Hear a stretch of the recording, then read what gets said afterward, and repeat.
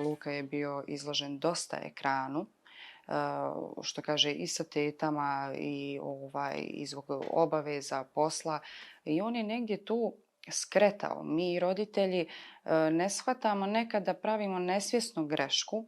Ono što je najbitnije da svi mi roditelji prepoznamo problem na vrijeme, da na vrijeme reagujemo.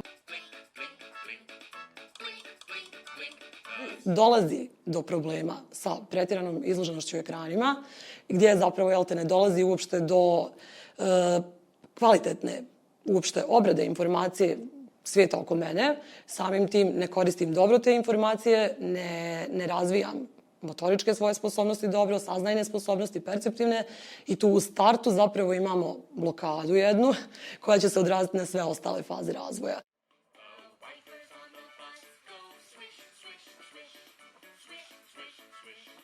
Nužno je da roditelj sjedi pored svoga djeteta, prati sadržaj na ekranu, isto to ponavlja u živoj interakciji sa svojim djetetom i zajedno komentiraju sadržaj na ekranu.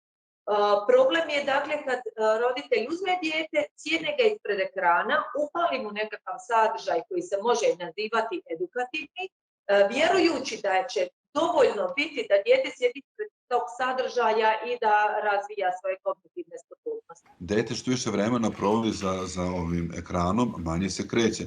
Tako da roditelji jesu odgovorni i savjet jeste što više u park, u prirodu, iskoristite vikend.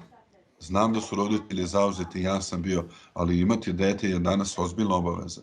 Nekad je tu bila baka, deda, seosko domaćinstvo, danas toga nema.